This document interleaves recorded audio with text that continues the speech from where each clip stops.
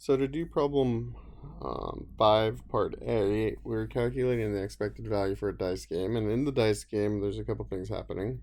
Every time you roll a 1, you get $150. Every time you roll a 2 or a 3, you get $200. And every time you roll a 4 or 5, you'll win $100.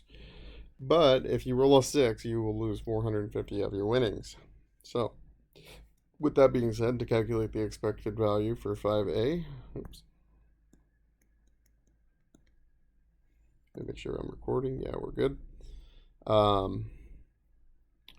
We have the probability you roll a 1, 1/6 times how much you win, 150,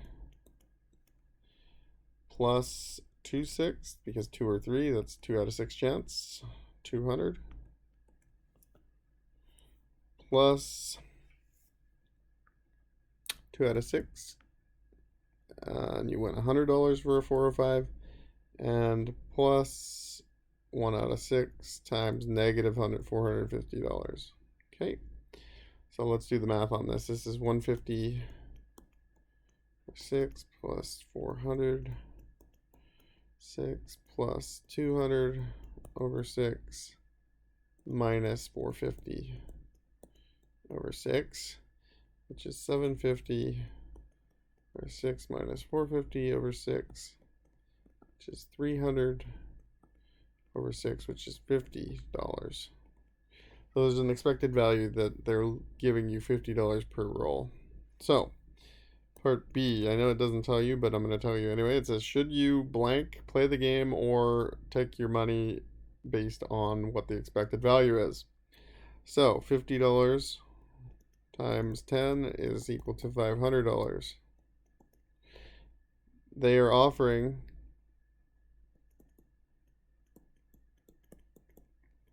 is 800. Take the 800.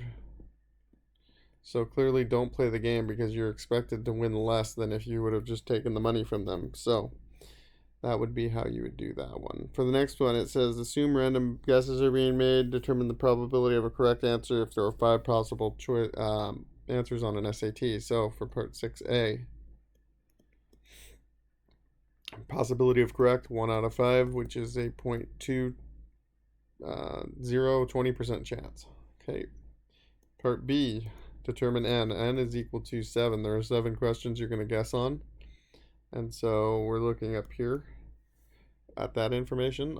So n is 7. So what is the probability of exactly 3 questions right? We can do this 2 ways.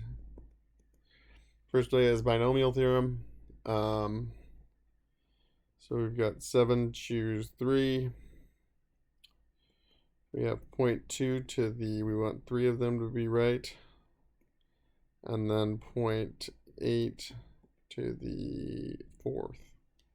Okay, if we multiply that together, we'll get the same answer that we're going to get, but we're going to use the calculator. So we're going to go second distribution. Binom PDF. 7 trials, 0.2 per trial, 3. And we get 0.1147.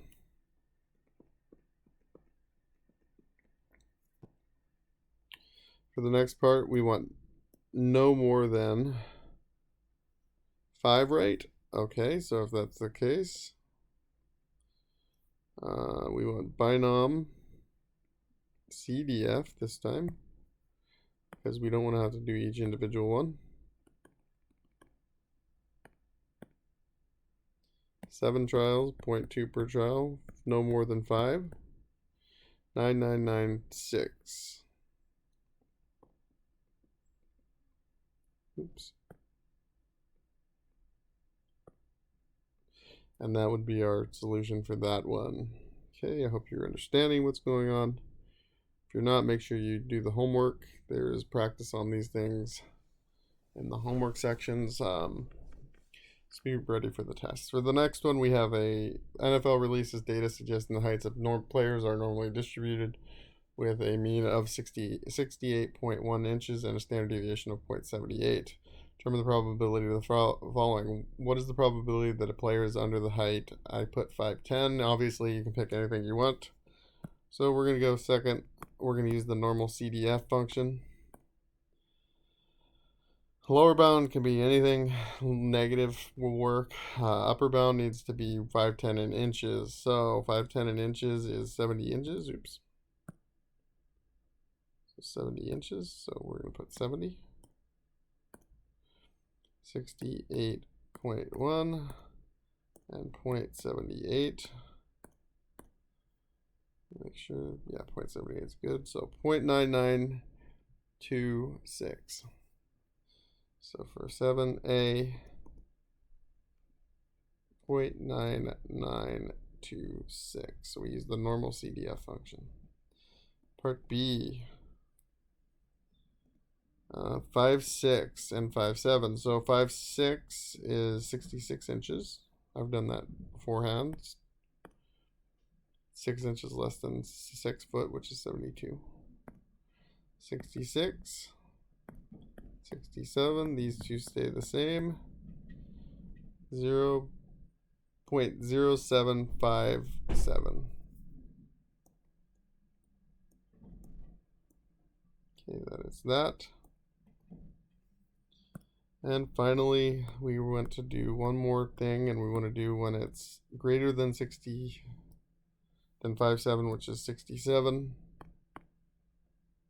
Oops, what am I doing? 67, we want anything bigger than that. I'll just put a big number. Wait, 9208. Okay, guys, I hope that you guys are paying attention. I hope that you're doing well.